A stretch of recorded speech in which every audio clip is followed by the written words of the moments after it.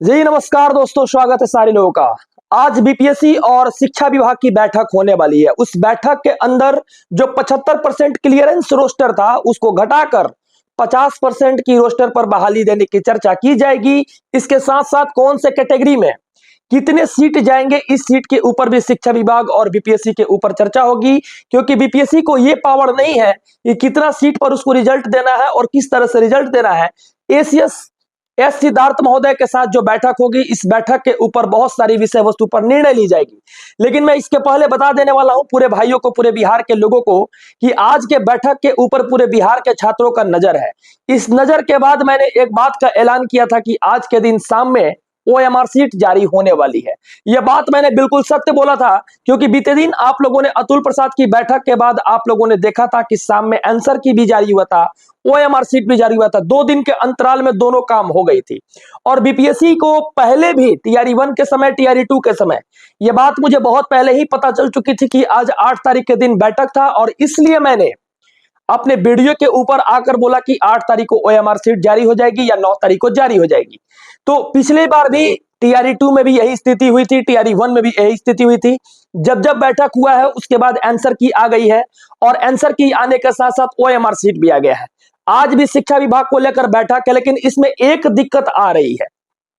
सरकार और बीपीएससी के साथ क्या समन्वय बन पाएगा, क्योंकि वो जो पहली बैठक हुई थी उसमें केवल बीपीएससी अकेला बैठक करके अपने विषय वस्तु को प्रस्तुत किया था और अपनी बातों को रखा था। लेकिन इस बार जो शिक्षा विभाग के साथ, समान प्रशासन के विभाग के साथ जो बैठक होने वाली है, क्या इस बैठक में दोनों का आपसी समन्वय हो पाएगा या नहीं? यानी हो सके तो यही कारण से बोले थे या तो 8 तारीख को या तो 9 तारीख के दिन ये आपको ओएमआर सीट देखने के लिए मिल जाएगा। इस बैठक में यह निर्णय क्या लिया जा रहा है, इस बात को सोचा जाए। सबसे बड़ी निर्णय यह है कि 75% रोस्टर क्लियरेंस था उसको घटाकर 50% की गई है, और इस 50% में रिजल्ट क्या तैयार करके रखा गया है। ओएमआर सीट तो ऑलरेडी रेडी हो चुका है। ये सरकार कब पब्लिश करेगी? क्या शिक्षा विभाग इसका इजाजत तुरंत दे देगी कि ठीक है पब्लिश कर दीजिए और आंसर की जारी कर दीजिए, तुरंत रिजल्ट जारी कर दीजिए? इसमें 3 लोगों का आपसी समन्वय होगा, तब जाकर यह चीज पॉसिबल हो पाएगा। क्या ये 3 लोगों का समन्वय आज हो पाएगा? सामान्य प्रशासन विभाग, शिक्षा विभाग, इसके साथ साथ बीपीएससी। तो बीपीएससी का एक बहुत बड़ा एजेंडा यह है कि आज के दिन अगर समन्वय, आपसी समन्वय हो जाता है तो आज ही आपका ओएमआर सीट और आंसर की जारी हो सकता है। इसके साथ साथ मैं एक बात और बताना हूं कि इसमें 2 तरह की दिक्कत भी आ जाती है, क्योंकि प्रोबेबिलिटी है ये। क्योंकि बीपीएससी जब अकेला अपना एजेंडा पर बात की थी टीआरई 1 के अंदर और टीआरई 2 के अंदर, तो जिस दिन बैठक हुआ था ठीक उसी दिन शाम में 6 या 7 बजे करीब सारे लोगों का रिजल्ट भी आए थे। इसके साथ साथ उसके पहले आंसर की भी आए थे। उसमें तो सिचुएशन ऐसा था कि आप एग्जाम देकर आए, आपका शाम में आंसर की जारी हो गया था टीआरई 2 के समय। तो सिचुएशन इस प्रकार की है कि इस बैठक के बाद आज के दिन ही ये काम हो जाएगी या कल होगी, इस एजेंडा के ऊपर आज बहुत बड़ी एक जो बैठक हो रही है, इस बैठक में फैसला लिया जाएगा। बहुत सारे भाइयों के ऊपर एक कंफ्यूजन सी हो गई है, क्या शिक्षा विभाग जो 75% रोस्टर है वो दे देगी, तो क्या ये बात कोर्ट तक जाएगी?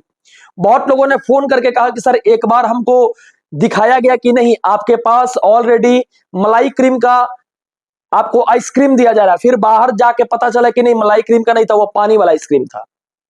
कहने का मतलब यह हुआ कि 75% रोस्टर दिखाकर आपको 50% पर बहाली की जा रही है, सारे बच्चों को एग्जाम देने के लिए मजबूर किया गया। इसमें बहुत सारी बातें ऐसी छिड़ी है, लेकिन बिहार के बच्चे इंतजार कर रहे हैं कि जल्दी से आंसर की जारी हो, जल्दी से ओएमआर सीट जारी हो। यह इंतजार आपका ही नहीं है, इसीलिए समान प्रशासन विभाग को और बीपीएससी को और शिक्षा विभाग को, तीनों को एक साथ बैठक हो रही है। यह रिजल्ट केवल एक फेज में ही नहीं, बल्कि बिहार के जितने सारे एग्जामिनेशन हुए उन सारे फेजों के लिए इसके बाद भी बीपीएससी बैठक करती है। अगर इस फेज के बाद अगर बैठक करती है उन सारे विषय वस्तु के लिए जो शिक्षा विभाग से अलग विभाग का एग्जाम लिया गया है, तब शायद आपको लेट कर सकती है 2 दिन या 3 दिन तक। लेकिन हमको उम्मीद है कि आज के दिन ही 2 एग्जामिनेशन लगातार हम लोगों ने टीआरई 1 टीआरई 2 देखा। जब जब बैठक हुई है, कभी ओएमआर आई है, जब जब बैठक हुई है उसके बाद आंसर की आई है। तो इस चीज को हम लोग नकार नहीं सकते हैं। आप लोग का ध्यान आकृष्ट करना चाहते हैं कि बीते दिन आप लोगों ने एग्जामिनेशन दिया।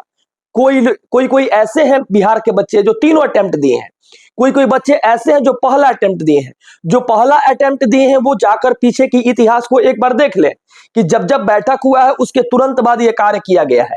तो समान प्रशासन विभाग और शिक्षा विभाग अगर आज ही इस चीज को पूर्ति कर देता है तो आज ओएमआर सीट आ जाएगा या कल आ जाएगा, या इसमें क्या प्रॉब्लम्स आ रही है या क्या बैठक के ऊपर बात हो रही है, पहले बैठक हो जाती है उसके बाद इस पे चर्चा की जाएगी। क्योंकि इसके पहले जो बैठक हुई थी स्वतंत्रता पूर्वक केवल अपने से ही बीपीएससी निर्णय लिया था और बीपीएससी बैठक किया था, इस प्रकार की रोस्टर क्लियरेंस की बात नहीं कही गई थी।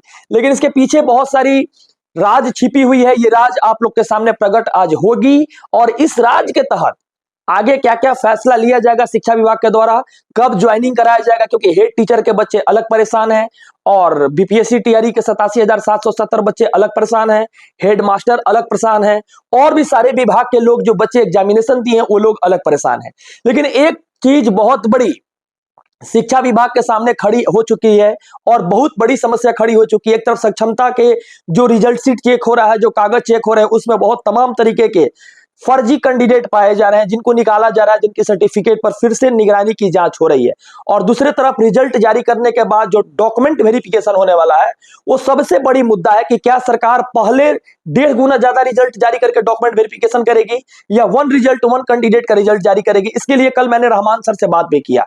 रहमान सर बिहार के एक ऐसे टीचर है जो कोविड-19 में प्रधानमंत्री जी से भी बात किए थे, और लगातार किसी भी शिक्षा विभाग से अगर बात होती है तो लगातार मुख्यमंत्री जी से अपने बातों को रखते हैं। यह बात अलग है कि उनकी बात टीआरई 1 में सप्लीमेंट्री रिजल्ट इंप्लीमेंटेशन नहीं हो पाया, शायद कोई तरह का मुद्दा थी या उनको पहुंचने में लेट हो गई थी। लेकिन हमने जब इंटरव्यू लिया था इस बातों पर, मैंने 12 सूत्री मांग उनके साथ रखा था। वो 12 सूत्री मांग में कुछ मांग ऐसे हैं जो उन्होंने अपना बात को व्यतीत भी बताया भी। इसके साथ साथ उस 12 सूत्री मांग में शिक्षा विभाग का 8 मांग उसमें रखा गया है, और उस 8 मांग में अगर माननीय मुख्यमंत्री जी इस मांग को पूरा करते हैं, राज्यपाल महोदय के पास वो जाने वाले हैं, तो ये मांग बहुत बड़ी मांग रहेगी, बिहार के तमाम बच्चों की नौकरी लग जाएगी। और एक चीज है कि जो लोग ओएमआर का इंतजार कर रहे हैं, जो लोग रिजल्ट का इंतजार कर रहे हैं, जो लोग आंसर की का इंतजार कर रहे हैं, आज तीनों का सामान्य प्रशासन विभाग, बीपीएससी और शिक्षा विभाग तीनों का आपसी समन्वय क्लियर हो जाएगा तो आज ही आ जाएगा ओएमआर सीट। लेकिन आज अगर क्लियर नहीं होता है तब थोड़ी प्रॉब्लम हो पाएगी। लेकिन टीआरई 1 टीआरई 2 में फिर से मैं बता रहा हूं कि जो आपसी समन्वय की बात थी उस समय केवल बीपीएससी अकेला था, स्वतंत्र था, इसलिए ओएमआर जारी कर दिया और आपको आंसर की भी जारी कर दिया, इसके साथ साथ रिजल्ट शीट भी जारी कर दिया और सारे लोग का ट्रेनिंग भी हुआ था। तो इसके साथ साथ बहुत सारी बातों को हम लोगों ने देखा, हम लोगों ने समझा, परखा। इसके बाद भी पूरे बिहार के कैंडिडेटों में एक तरह का कंफ्यूजन और है कि सर अब कितना लेट। तो लोगों को मैं ये बात बताऊंगा कि 3 लोगों की बैठक है। मान लीजिए कि आपके घर में 3 लोगों की बैठक है, तीनों लोग का मत एक हो जाता है तो तुरंत काम हो जाता है। अगर तीनों लोगों में मतभेदता होती है तो अलग अलग विचारधारा के लोग हैं तो थोड़ी सी प्रॉब्लम तो होगी ना आपसी समन्वय बनाने में। इसलिए आज उम्मीद है कि जल्द से जल्द बैठक में एक बहुत बड़ा निर्णय लिया जा सकता है, और इस निर्णय के बाद आज ओएमआर सीट जारी हो जाएगा या कल जारी हो जाएगा। पिछले टीआरई 1 टीआरई 2 की बैठक के बाद ही हर खेल हुई थी, और ये भी खेल होने की पूरे बिहार ही नहीं पूरे देश के बच्चे भी इंतजार कर रहे हैं। जो 5% 10% आने वाले हैं उन लोग भी इंतजार कर रहे हैं। लेकिन हम तो चाहते हैं कि बिहार में डोमिसाइल लग जाए, पूर्ण रूप से बिहारी बच्चों को नौकरी लगे। चलिए धन्यवाद, बहुत बहुत शुक्रिया, बहुत बहुत शुक्रिया। जो लोग चैनल पे नए हैं, उम्मीद करते हैं कि आप लोग इस चैनल को सब्सक्राइब करके आगे बढ़िएगा।